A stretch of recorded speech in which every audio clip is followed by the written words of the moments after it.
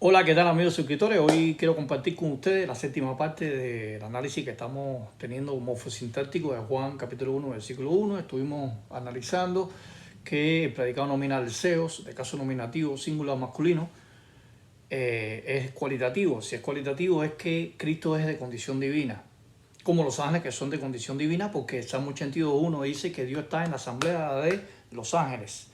Cuando vamos al hebreo semítico es Elohim. Dios está en la asamblea de los Elohim, porque Elohim se le aplica a los ángeles, como en el Salmo 97.7 dice que todos los dioses póstrense delante del Padre. Y eso también se readmite en Hebreos 1.8, hablando de los ángeles. O sea, es un contraste de Hebreos 1.8 con el Salmo 97.7. Ahora vamos a entrar en materia. En el caso de Juan 1.1, la cláusula C, cae seos. Vamos a concentrarnos en el predicado nominal que hace función de complemento cualitativo, y algunas traducciones lo traduce como divino. El logo es divino. Si el logo es divino, no quiere decir que sea el todopoderoso, porque los ángeles son divinos también. Porque el término seos y Elohim se puede traducir por poderoso como atributivo y cualitativo divino, de cualidad divina.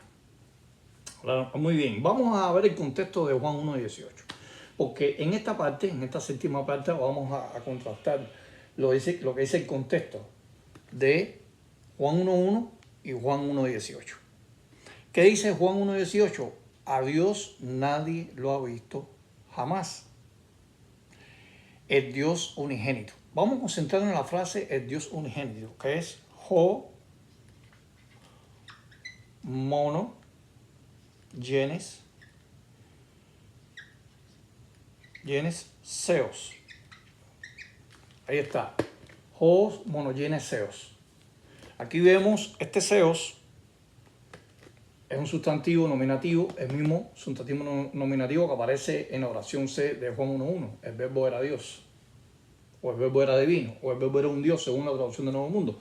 Ya en otros videos pasados estuve explicando qué cosa es un complemento predicativo que antecede a un verbo copulativo, si es indefinido, o es cualitativo o definido.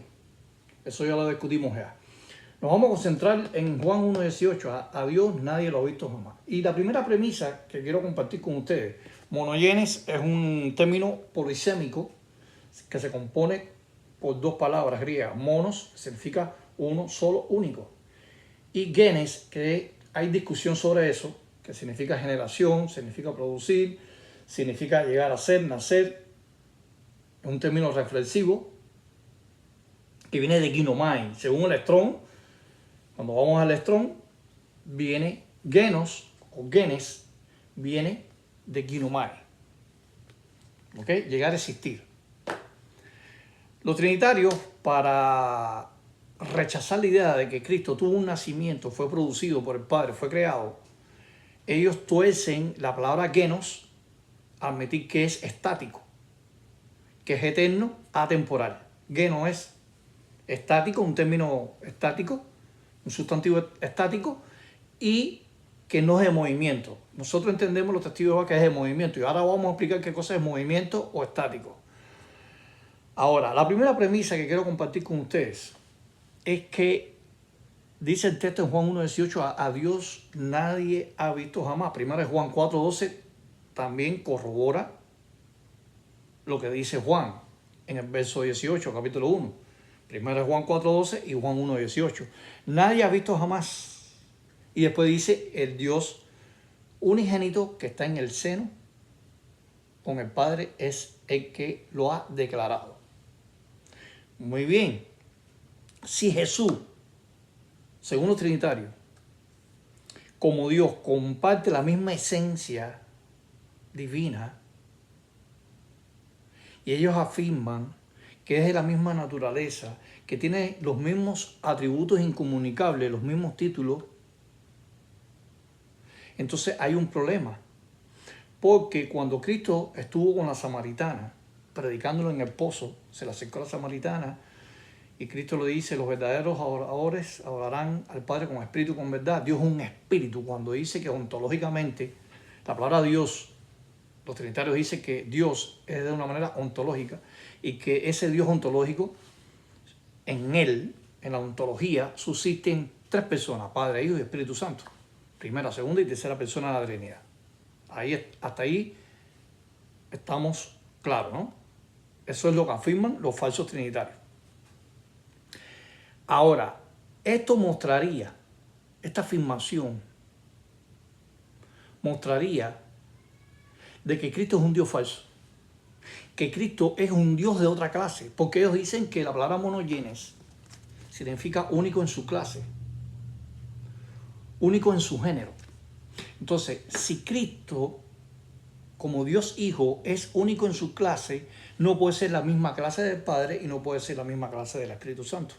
Entonces estamos viendo el Dios Hijo, la segunda persona de la Trinidad, diferente de una clase a la primera persona de la Trinidad del Padre y de una clase diferente a la tercera persona de la Trinidad del Espíritu Santo. El llamado Espíritu Santo, la persona del Espíritu Santo. Entonces, estamos viendo un Dios invisible de una clase diferente a un Dios visible, a un Dios encarnado, como dicen ellos. Dios se manifestó en carne y habitó entre la humanidad, estuvo entre los apóstoles. Entonces, hay dos dioses de dos categorías diferentes, dos seres de dos categorías, dos individuos diferentes, distintos, independientes. O sea, un Dios visible y un Dios invisible. Pero hay un problema porque en Colosenses 1:15 dice que Cristo es la imagen del Dios invisible. Cristo no es el Dios invisible. Si Cristo fuera Dios invisible, al menos tendría que venir algún texto, algún apóstol lo hubiera mencionado en sus cartas, en sus epístolas, de que Cristo es el Dios invisible, pero es la imagen del Dios invisible. Es un reflejo, una representación del Dios invisible. Entonces, monogenes, estamos viendo entonces en esta primera premisa, esto muestra que el Dios Padre, el Dios Hijo, son dos seres de categoría distinta. Y entonces el texto excluye a Jesús de ser ese Dios supremo invisible. ¿Por qué? Porque en la cláusula 1 de Juan 1:1 dice que el verbo estaba con el Dios, con artículo. Este sustantivo, el caso acusativo, la antecede un artículo acusativo definido, determinante. El verbo, el logos, estaba con el Dios. O logos en proston seon. Pero el segundo, o sea, el sustantivo seos de la tercera oración, kaiseos en hologos, no tiene artículo. Ellos lo llaman cualitativo. O sea, es de condición divina. Eso no significa nada. Ahora, volviendo a Juan 1:18, vamos a ver lo que significa el término monogenes. Según los trinitarios dice que el término monogenes, la implicación, la parte seria de este estudio sistemático, morfosintáctico, de lo que tiene que ver con la filología, la palabra que encierra, la palabra principal, porque es una palabra polisémica, son dos términos unidos, es genos. Y genos en el Strong, genos que viene de genes es la parte que viene aquí en el término, pero genos es la declinación. Significa en el Strong producir, nacer, llegar a existir, llegar a ser. No es estático, es de movimiento. Y vamos a ver algo, la segunda premisa que les traigo aquí es que el término monogenes proviene de mono, o sea, significa único, genos, según los trinitarios, significa género, descendencia, generación, nacimiento, producido. Pero dice clase, que es de la misma clase. Bueno, ya expliqué qué significa, que es una clase diferente, de otra categoría, otro Dios de otra categoría. Ahora, la raíz, y miren este ejemplo que voy a explicar ahora aquí, la raíz Vamos a borrar aquí. Aquí tenemos aquí ho monogenes seos. La palabra genos y genes,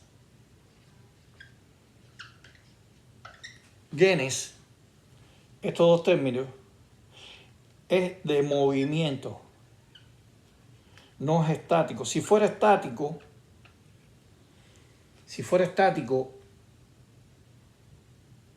si Juan creía en la Santísima Trinidad y Juan entendía que había un Dios ontológico y que el Hijo formaba a ese Dios ontológico como una persona en su esencia y sustancia, tendría que haber utilizado la palabra aionos. Por ejemplo, el término aionos,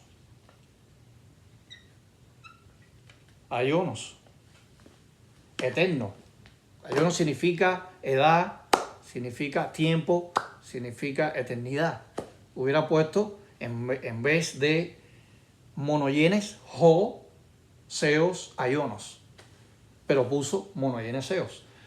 Ahora bien, la raíz de este término, ojo, es gen. Vamos a dibujarla bien oscuro aquí, gen, que es una gamma, una éxino y una ni. Vamos a hacer un asterisco y vamos a hacer un círculo aquí. Gen, todos los términos que tiene gen, es la raíz, no es un prefijo. Gen, todos estos términos, gen viene de ginomai, gen viene de Génesis, nacimiento, aparecen en Génesis 2.4. Viene de geneseos. También en Mateo capítulo 1, el libro de la genealogía, geneseos, todo lo que viene de la raíz de gen o de ginomai da la idea que Jesús proviene de un acto de procedencia del Padre. Gen es un sustantivo que retiene obligatoriamente la idea de un principio. Todos los términos que vienen aquí es de un principio. Gen, este término. Gen, que viene de genos, viene de ginomai, viene de genao, viene de génesis. Ahora, si genos significara, escuchen esto, si genos significara clase o categoría en un sentido estático o eterno, no podría usarse en la Biblia para optar un punto geográfico y cronológico donde una persona nació o comenzó su vida.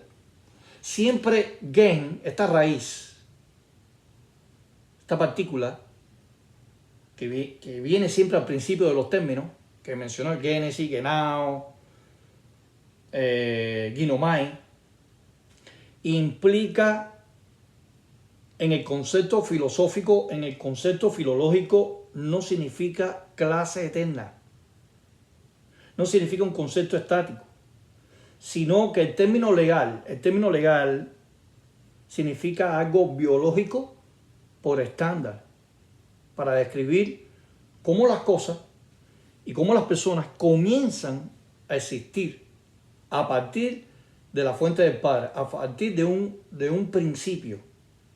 Por eso que Jehová es el Padre, es la fuente, proceden todas las cosas, 1 Corintios 8:6. Hay muchos dioses, pero hay un solo Dios, el Padre, que procede en todas las cosas. Ahí viene la preposición ek, que nunca es aplicado al Hijo. Entonces, estamos viendo aquí que gen viene de genos, gen viene de ginomai, gen viene de geneos, gen viene de genao. Implica un punto de partida temporal, no atemporal. Así que el término monogenes es temporal, no atemporal. Porque es de movimiento. Si fuera estático, fuera atemporal, pero es temporal. Así que todo lo que pertenece a un genos, a un genao, a un ginomai, es un linaje, una raza, una familia. Y obligatoriamente tiene que haber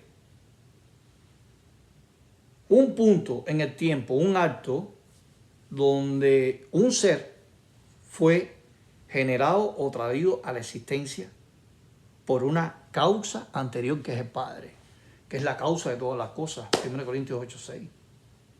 La fuente de todas las cosas. Por eso en Juan 5:26 dice, así como el Padre tiene vida en sí mismo, le ha dado tener vida en sí mismo. Zoe es la palabra griega para vida. Y entonces es importante todas estas cosas. Recuerde que gen es la raíz de un comienzo. Todos los términos que vienen con gen, o sea, con gamma, epsilon y ni, tienen un punto de partida. Así que la Biblia no está hablando único en su clase. Monogenes no significa único en su clase. Fíjese que todos los ejemplos que aparecen en la Biblia, por ejemplo, creo que es en Hebreos 11:17, llama monogenes en el caso a Isaac. Pero fíjate que monogenes, el término genos, significa alguien que tuvo un principio. Fíjese que el término monogenes no es aplicado al Padre, porque el Padre no tiene principio, el Espíritu Santo tampoco tiene principio. Ni al Espíritu Santo ni al Padre se le aplica el término monogenes. Fíjense que, déjenme buscar aquí unos ejemplos. Déjenme ver aquí en los ejemplos que... Déjenme ver aquí. En este caso...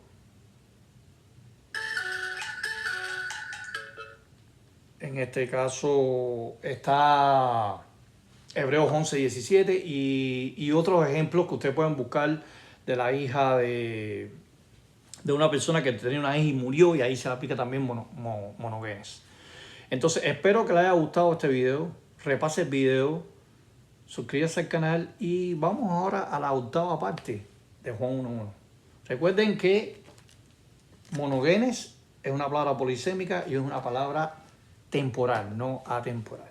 Jaque mate. Hasta luego.